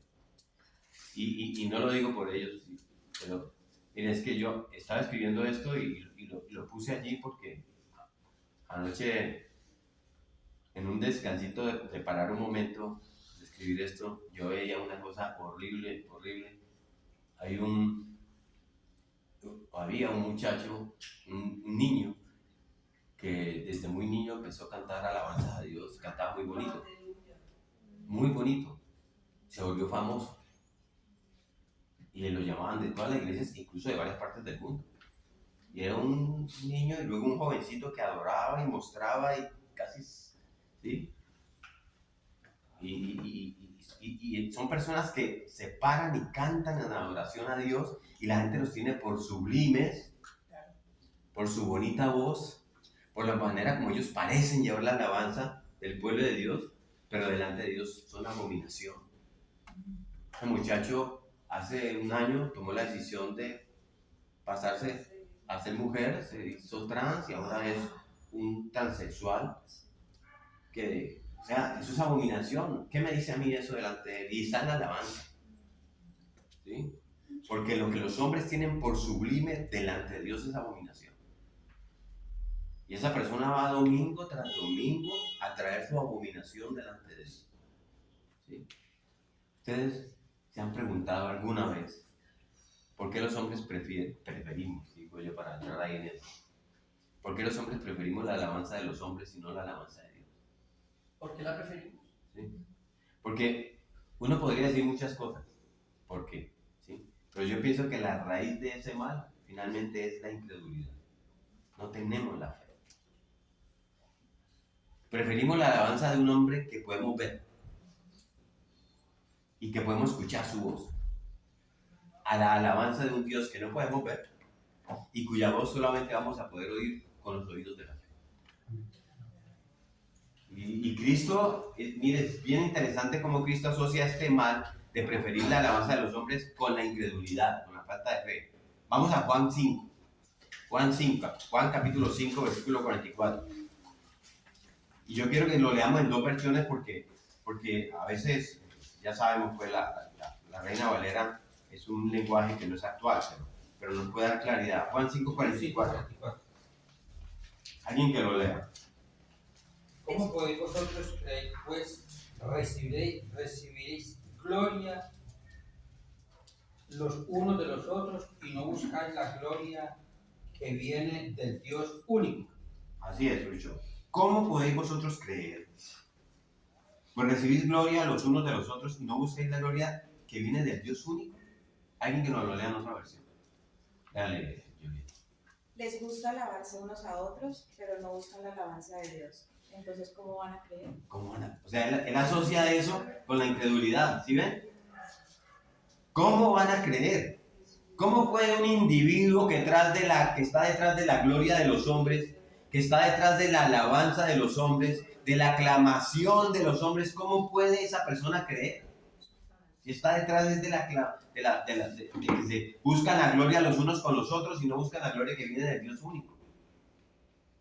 Nuestro Señor Jesucristo fue lo más claro que pudo en este texto, Mateo 6, cuando nos advierte que si hacemos estas cosas con la motivación de recibir la alabanza de los hombres, no vamos a recibir nunca ninguna recompensa de la mano de Dios. Si uno busca la recompensa de los hombres, la va a obtener, pero no más, hasta ahí. El llamado es a examinar nuestras vidas a la luz de este mensaje, de este pensamiento. Todas las veces que has hecho el bien a alguien, todas las veces que has ido a la iglesia, todas las veces que has adorado a Dios, que has cantado en el culto de adoración, ¿de cuántas de esas cosas tú crees que recibirás recompensa de parte de Dios? Es hablar a nuestros corazones. Es el autoexamen que hace el cristiano. Pastor, pero yo me voy a, como a confesar aquí, pues. Digamos No sale de aquí, ya saben. Digamos que yo siento que en la vida del cristiano, y a mí me pasa que hay momentos en los que busqué una y momentos en los que busqué otra. O sea, hay momentos en los que fallé y yo dije, busqué más la aprobación del hombre, y hay otras en las que yo dije, realmente estaba buscando la aprobación de Dios. Entonces, pues no sé, o sea, creo que ningún cristiano está exento de que le sucedan esas cosas a lo largo de su vida, y en términos como prácticos, tiene que llevar eso al arrepentimiento. O sea, es como decir, lo que vos decías, autoexaminarse y decir, uy, y uno se da cuenta muy fácil, donde uno dice como que no, yo aquí lo que quería era que me aplaudieran, o que me dieran la aprobación chévere, y no sé qué, y ahí arrepentirse. Pero pues como que no siento que vaya a haber un momento, incluso durante muchos años, maduro en la fe, por decirlo así, que uno no sea vulnerable a eso. Claro, por eso le decía al principio, esto es un pecado de maduros en la fe, y es un pecado que Dios nos está diciendo, cuidados, guardados, y es un pecado el que Pablo dice, el que se sienta firme, mire que no caiga. O sea, es un llamado permanente, por eso la advertencia, por eso es una palabra de advertencia de parte de Cristo. No nos está diciendo, uy, horrible a ustedes, y nos está tirando a condenación. Le está llamando a la advertencia porque vamos a caer. Lo que les decía, lo que pasa es que el cristiano reflexiona y rápidamente trae esos pensamientos a los pies de Cristo, delante del trono de Dios, y se arrepiente, como dice acá, y vuelve ahí. Esa es la lucha del cristiano en adoración, en la práctica, en la vida diaria, ¿sí? Miren, ese ejemplo del hombre que nace de nuevo, que el tipo es un incrédulo y sale por la mañana. Esto es un ejemplo que alguna vez yo no sé si lo hice varias veces o aquí delante de alguno. Y ese hombre sale corriendo a su trabajo, está su esposa en la casa y dice, mi amor, ayúdame pues, sacando la basura para dejarla ahí en la portería. Y dice, pero ¿qué estás creyendo, mujer? Tengo afán. Yo no estoy para sacar la basura. Para eso está usted, quédese aquí, saque la hora. Yo tengo mucha prisa. Yo no estoy para eso. Y se va para su oficina. Y cuando llega molesto y habla con el compañero, ¿qué tal la de esta? Mirando a mi mujer. Ponerme que a mí en esta. Pero el hombre tiene un encuentro con Dios. Y nace de nuevo. Y tiene el mismo afán. Y se levanta un día, sale corriendo y la mujer le dice, mi amor, ¿me ayudas con la basura? Dice, mujer, tengo afán. Sácala tú. Yo tengo que trabajar, yo me voy para allá. Esto es una labor tuya. Y se va para su oficina. Habiendo nacido de nuevo. Pero cuando este hombre llega a la oficina, no le cuenta a su compañero.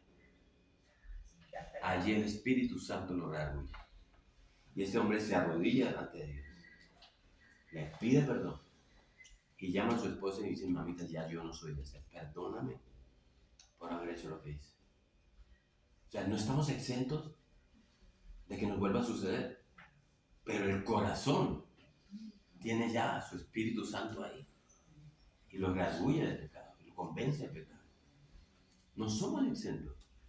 Tenemos la posibilidad de volver a pecar y creo que aquí nadie puede levantar la mano y decir, desde que yo me convertí, San Rodrigo. No pasa. El tema es la diferencia cuando el corazón es redarguido por el Espíritu de Dios. Olguita iba a decir algo. Sí, especialmente esa lucha la tenemos como seres humanos cuando estamos trabajando, porque siempre queremos tener la aprobación de los jefes y aún a veces los jefes estén errados o estén llevándonos a trabajar de una manera errada, se quiere es como complacerlo a ellos. Por ejemplo, en el caso, digamos, de un contador, que la búsqueda de que se bajen impuestos, de que se lleven gastos que no están autorizados, es una lucha constante de uno como profesional, pero por tener el puesto y por agradar a los hombres en donde uno está trabajando, muchas veces se cae en ese error. Por eso ahí ya comienza el Señor a moverlo a uno, a sacarlo de esos ambientes, a hacerlo renunciar por muy buenas pagas que sean. Pero lo que decía Alberto es cierto, continuamente en eso se cae debido a la necesidad también a veces económica o al no confiar completamente que Dios es nuestro sustentador y que si salimos de allí nos va a abrir mejores campos, nos va a llevar al lugar apropiado y no tenemos que pecar y estar en eso, aprobando y haciendo lo que los hombres nos llevan a hacer. Es complicado. En el día a día, en la vida práctica es así, miren, a mí me ha tocado, y por eso Jesús lo asocia con incredulidad, porque entonces, miren, ve Rodrigo, te paso la cuenta con IVA o sin IVA. Yo antes era, no, como debe ser, pero es que te sale más caro. Si yo tengo fe en que mi Dios es mi proveedor, yo la pago, porque si no dependo de esa diferencia en el IVA. ¿Sí? Ve, ¿cómo crees que te paguemos esto por debajo? Como debe ser. Vean, eso es una lucha en el corazón del hombre, porque a veces la diferencia es interesante. Entonces yo me he visto en momentos, vean, yo no sé si a usted le ha pasado, hay momentos en los trabajos que usted hace donde encuentra un huequito donde meter algo que le sirve en su beneficio económico. ¿Sí? Y usted dice, ve, esta cuenta por aquí, no necesito pasarla así o así. Y uno dice, ¿y en quién estoy creyendo? Eso es lo que está diciendo Jesús. En que el problema es la incredulidad. Si tú creyeras en que Dios es quien te sustenta, pues no tienes problema con cumplir con todo, incluso con el pago de los impuestos. Ese es el tema de la justicia social, incluso. ¿Sí? Entonces, Adriana. Es que yo le quiero contar, hace poco me pasó que yo tenía una multa y pues quedamos en que la íbamos a hacer tumbar de un abogado. Entonces era alta. Me pasé el semáforo y yo no me daba cuenta que no había pagado el seguro. Entonces, eso no pasó, me tocó pagarla porque eso no se pudo tumbar. Según eso se habían podido, pero que según eso el abogado no pudo. Bueno, me lo pagué. Este año me pasó lo mismo, pero con el tecnomecánica. Se me olvidó. Prácticamente estuve como unos 20 días andando así por los semáforos. Entonces una compañera me dice, tranquila que la tumbamos. Entonces yo le dije, no, esta vez no, esta vez vamos a pagar lo que hay que pagar. Entonces fuimos a mirar y no había ni una sola multa. Se cargaron a otro. No, es que miren. Miren, es que hay un pasaje en la Biblia. Hay un pasaje en la Biblia que yo no sé, se lo puedo traer. Hay un pasaje en la Biblia que Dios dice, yo rompo sus bolsas de dinero. ¿Tú qué? Yo rompo sus bolsas de dinero cuando ustedes no hacen lo que deben hacer. Es un pasaje en la Biblia, creo que sí, en Isaías, yo lo voy a buscar. Yo rompo la bolsa. ¿Sí? porque no se trata de que te quieras encubrir en eso. Es algo que dice Dios. Voy a buscarlo bien porque lo pasé así rapidito y no lo copié, pero de pronto los consigo para dentro de 8 días. Vengan dentro de 8 días y les tengo ese secreto. ¿Sí? Pero miren, ¿alguien más quería decir algo? Bueno, entonces miren, recuerden, solo recibimos o recibiremos recompensa por aquellas cosas que hicimos para Dios. ¿Sí? Y entonces ahora yo pregunto, ¿qué consideran que será recompensado de acuerdo con eso? No, pastor, lo que pasa es que a mí puede haber alguno aquí que está así. ¿Recompensas? No, pastor, mire, yo aquí ese asunto de las recompensas, yo no hago las cosas por esperar recompensa. Yo no espero que nadie me recompense. Yo no soy así, pastor. Yo no suena bonito. Yo creo que sí es una reflexión, sobre todo para nosotros como padres, porque muchas veces buscamos que nuestros hijos siempre busquen la aprobación de nosotros como padres, pero nunca les decimos a ellos como que busquen la aprobación de Dios. Amén. Amén por esa reflexión, Natalia. Siempre buscan es agradarle a Dios, no al amiguito, no a la profesora, no a nosotros como padres, sino a Dios. Sí. Y eso, pues yo creo que muchos de nosotros que no nacimos ni crecimos en un ambiente o en el cristianismo como tal, pues sí nos pasó. Entonces ahora de adultos es que estamos, y es mucho más difícil, obviamente. Sí. Que además que el corazón de uno, pues obviamente por naturaleza humana, tiene ese comportamiento de buscar siempre la aprobación del jefe, de los papás, del compañero, pero no el de Dios. Entonces, por ejemplo, que están ahora los niños aquí, yo creo que es muy importante porque a pesar de que ellos muy fácilmente se distraen, pero escuchan, y no es algo que entra por uno y sale por el otro. La palabra de Dios no regresa vacía. No regresa vacía, entonces sí, creo que es como una reflexión muy grande de parte de nosotros que cambiemos también como ese discurso en la educación de ellos, de siempre decirles, busca la aprobación de Dios, busca agradarle a Dios, no a tu amigo, no a nosotros, ni siquiera como padres. Y saber que Dios nos recompensa, que Dios recompensa eso. No es tan, y no es porque el corazón del ser humano tiene eso y Dios lo puso en nuestro corazón. Y saber que hay recompensa. Mire, hay una experiencia que yo les cuento. Yo voy a presentarle a alguien, a una persona para que le dé trabajo. Cuando estamos en eso, sucede un evento, esto es real, me pasó, sucede un evento donde hay una dificultad en esa empresa y la persona que está contratando a la que yo le llevo dice, ¿qué hacemos? Y la que yo le llevo le dice, pues hagamos esto. Llamemos y hagamos de cuenta que tal cosa y tal otra y tal otra. Y esta persona dice, vea, aquí esta persona está contratada. Genial. Pero lo que propuso no me pareció. Yo me quedé callado. Cuando salimos, yo le dije, delante de Dios, eso que tú hiciste, ¿crees que está bien? Pues yo lo pensé para ayudarle a ella porque yo sé que no, míralo bajo esa óptica. Y no solamente porque delante de Dios, sino porque delante de esa persona sabe que tú eres muy hábil para generar una mentira. Ya no tiene confianza en ti. No se quedan las cosas en el aire. Así pensemos que estamos orando con una agilidad y una expertise que resuelve un problema, pero no a la manera de Dios. Que sea aprobado por Dios esa solución. ¿Alguien me levantó la mano allá? Bueno, les voy a contar aquí. Bueno, Charity y Dani estuvieron ayer y les voy a abrir porque yo ayer quedé muy inquieta y esto es un tema que a mí me toca continuar y pues como muy oportuna la enseñanza de hoy. Porque es que ayer llegamos en que no conocemos a Cristo. ¿En qué pasa? No conocemos a Cristo.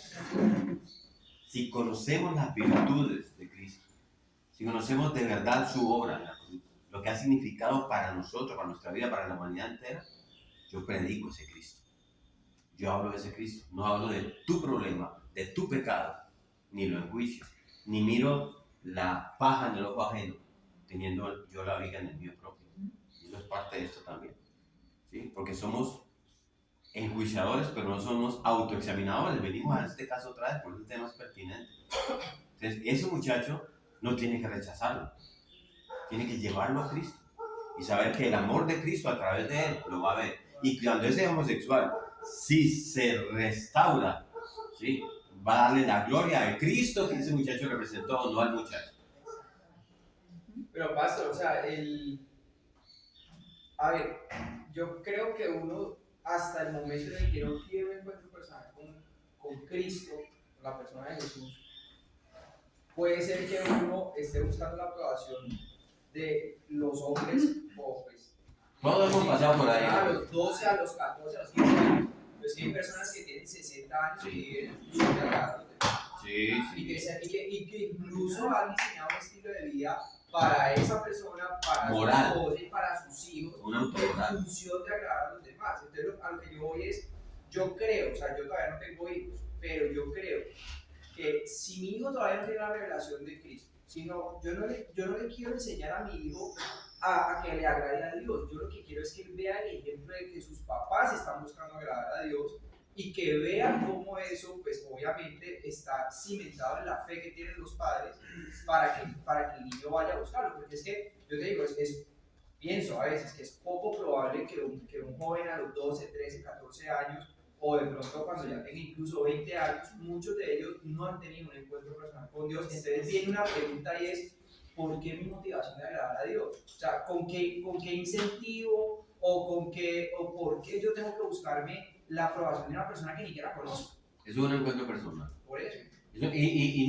Pero no por eso significa que tú no estás en el camino, porque estamos en el camino de santidad, ese es el camino de santidad, buscar y encontrar cada vez más esa intimidad con Cristo. Un muchacho recién convertido, pues posiblemente le va a costar trabajo llevar a Cristo, a un Cristo que todavía no conoce, y si es de los que va al culto y coge su celular y está ahí con su celular, y si es de los que de pronto viene a la escuela y está en la misma y está con la pensamiento en otro lado, pues le va a costar trabajo. Por eso el llamado, y ahí yo mea culpo, digo yo, en el sentido de que quienes Dios nos ha colocado en este lugar, llamemos mucho a todos, a los muchachos y a los adultos, a que conozcamos al Dios que estamos nosotros adorando y predicando. Porque eso es un tema fundamental. Eso, yo no sé si ustedes han caído en cuenta, el Señor me ha puesto eso en las últimas prédicas que me ha puesto, que yo lleve su palabra, es conoces a Dios. Porque al final de cuentas, más importante es que Él te conozca. Porque lo peor que le puede decir a uno Cristo es, nunca te conocí, hacedor de maldad. ¿Sí? Y lo aparta a uno. Entonces, ese es un llamado que tenemos que ir caminando con nuestros jóvenes, pero ahí nos toca, y lo que dice Albert, lo que vos decís es, no se lo diga, enséñeselo. No le diga a su hijo, enséñeselo. Si mi hijo me ve a mí, que yo estoy hablando pestes y tirando duro, por ejemplo, a los homosexuales, él los va a odiar igual que el papá. Así es. Entonces, ese es el tamaño. Entonces, mi hijo no va a hacer lo que yo le diga, mi hijo va a hacer lo que yo haga. El ejemplo. Y creo que hay una línea muy delgada y yo sí considero que nosotros como cristianos, sobre todo en este tiempo, sí debemos de, digamos, llevar la palabra, llevar la verdad, pero también respetar y amar a las personas independientemente de si decidió, por ejemplo, ser transexual, que sabemos que no está dentro del diseño, que sabemos que Dios no lo creó así, pero si yo puedo mostrarle a esa persona el amor de Dios, digamos, yo que sé, era Oscar y ahora se llama Cristina. Si yo le sigo diciendo Cristina porque ya están en su cédula, dice Cristina, yo no voy a buscar el nombre pasado para decirle Oscar, pero si yo sí le predico la palabra, si yo le comparto el amor de Dios, y si de esa manera esa persona puede llegar a cambiar su identidad y decir, no, es que esa no es mi identidad, esto fue lo que de pronto yo me imaginé o creí o lo que sea, y si esa persona realmente se convierte por ese amor que yo le muestro, independientemente del nombre o sí, creo que ahí la tarea está como cumplida, ¿sí? Y siento que nosotros como cristianos en este tiempo nos tenemos que preparar para eso, porque es que, o sea, creo que es algo que no se habla en las iglesias, que de pronto es un tema como tabú todavía, y no sabemos cómo manejar ciertas cosas, no sabemos cómo tratar a las personas, no sabemos de qué manera mostrar el amor de Dios sin ocultar lo que dice la palabra. Y por ejemplo, mi peluquero es gay y eventualmente él se viste de mujer y tiene, digamos, como unas nalgas puestas que son enormes. Pero yo no por eso voy a dejar de amarlo, no por eso voy a dejar de respetarlo, no por eso voy a dejar de tinturarme el pelo con él, ¿sí? Y en algún momento él verá por medio del amor que yo le muestro el amor de Dios, ¿sí? Y digamos que ahí la tarea estaría cumplida. El amor de Dios, tú aclaras ahí un punto importante, porque él debe conocer el amor de Dios, porque tenemos que entender que es un amor que va más allá del amor humano, ¿sí? El amor ágape, que te amo incondicionalmente, pero que tiene que ser evidente que es un amor que viene de Dios. Yo tengo que predicarle a esa persona la palabra, no apunta a bibliazos, sino, ni tampoco decirle Jesús tiene un plan maravilloso para ti, porque Jesús es un Dios. Dios es un Dios santo y justo, y Él no va a tomar por inocente el culpable. Pero en ese mismo sentido, Él es misericordioso, Él es lleno de amor, y nos hace un llamado a que reflexionemos sobre si estamos o no en los caminos de Él. El problema, si lo digo, es que ese pecado ya tiene un componente adicional, que es el orgullo. Y es muy fuerte, por eso ellos tienen su día del orgullo. Entonces, no es fácil, porque es muy fuerte la tensión ahí en esos. Algunos lo han logrado, pero la labor de uno es llevarlos al amor de Dios. Pero ¿cómo lo llevas tú?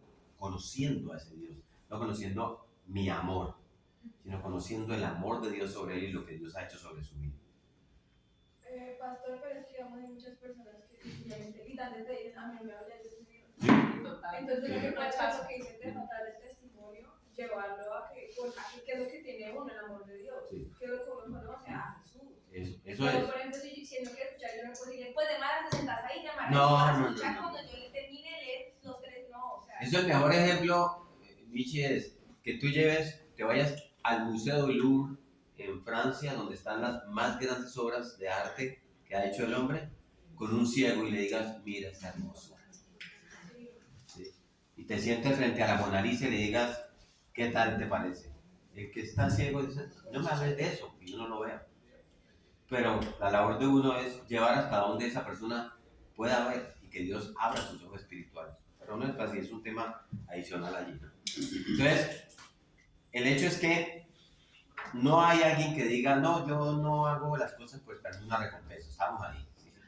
Y eso suena bonito, pero Cristo dice que debemos buscar las recompensas que vienen de Dios, de la mano de Dios. Debemos buscar la recompensa, ¿sí? Cristo nos dice dos cosas para animarnos al amor y a las buenas obras. En primer lugar, recordemos que Dios ve en lo secreto aquello que nadie puede ver, ¿cierto? ¿Ya lo vimos? Pensemos en eso por un momento para terminar con una nota positiva. El Señor no solo ve lo que hacemos, sino que Él también ve el esfuerzo que hemos hecho por hacer eso. ¿Sí? O sea, no sé si a usted le ha pasado, yo creería que sí, que hemos hecho un gran sacrificio por alguien, y eso es pertinente a lo que estamos hablando, y la persona en cuestión no valoró lo que hicimos. Y no solamente eso, sino que hasta nos malinterpretó. A los pastores les pasa eso continuamente. Por eso Pablo dice en 2 Corintios 12:15, aunque amándoos más, yo sea amado menos. ¿Sí? ¿Cuántas críticas reciben los pastores a veces por querer ayudar a alguien y le toman mal su consejo? O una persona que quiera dar un consejo a un chico de estos, se lo toman a mal. Pero miren, vamos al punto. Dios ve en lo secreto. Dios ve aquello que nadie ve y por lo tanto Él aprecia lo que nadie puede apreciar. ¿Sí? Y así mismo será la recompensa. Pastor, pero es que Dios también ve mis debilidades y ve mis pecados. Precisamente, porque Dios conoce nuestras debilidades, Él puede apreciar mejor que nadie el esfuerzo que estamos haciendo. No se condenen. Yo les hago esta recomendación hoy. Ayuda mucho para la paz de tu alma. Yo lo he practicado en ocasiones y así ha sido para mí. Haz las cosas para Dios, para que no te desilusiones. Haz las cosas para Dios para que no te desilusiones, porque vivir para los hombres es lo más decepcionante que puede haber. No es sostenible. Sí, es decepcionante, termina en eso. Y en segundo lugar, nuestro Señor Jesucristo nos asegura que Dios nos recompensará. ¿Sí? Dios no tiene que hacerlo. Yo espero, no. Pero Él promete hacerlo. Él ha prometido hacerlo. El texto habla de una acción que va a ocurrir. Tu Padre que ve en lo secreto te recompensará. Eso está en el corazón nuestro. Dios sabe. ¿Sí? El que hace las cosas para ser visto por Dios, para tu gloria, Señor. No importa lo pequeña que haya sido su cosa. No importa qué tan insignificante sea para los ojos de los hombres. Cristo dice, tu Padre que ve en lo secreto, que vio tu esfuerzo, cómo tuviste que mortificar tu pecado para hacerlo, que vio lo que tuviste que hacer, tu Padre que ve en lo secreto te va a recompensar por eso. Tengámoslo por algo cierto, Él nos recompensará. Así haya sido un vaso con agua, como dice en tu palabra. ¿Sí? Va a ser recompensado. Amén. Entonces que Dios nos ayude pues en esta tendencia a vivir para la gloria de los hombres y que nos ayude a vivir para la gloria de Dios. Vamos a orar. Padre, gracias, Señor. Te damos gracias, Señor y Dios nuestro, porque tú que conoces nuestras tendencias, tú que conoces nuestros pecados, nuestras tendencias pecaminosas, nos das advertencias oportunas en tu palabra para que no sigamos esos impulsos pecaminosos de nuestro corazón pecaminoso, Señor. Pero gracias, Señor, también porque tú nos limitas. Tú no te limitas a advertirnos, sino que también nos estimulas al amor y a las buenas obras. Gracias, Padre, por tu palabra que hemos oído esta mañana y ayúdanos a vivir conforme a ella. Pero decimos como el apóstol Pablo en 2 Corintios 2:16, para estas cosas, ¿quién es suficiente? Que tu Santo Espíritu nos dé por medio de tu gracia todas estas gracias que necesitamos para poder vivir a la altura de estas cosas, Señor. Y anímanos, Señor, esta mañana una vez más para seguir escuchando tu palabra en nuestro servicio, ahora a las 11. Te lo suplicamos en el nombre de nuestro bendito Salvador y nuestro Señor Jesucristo. Amén. Amén. Amén. Gracias.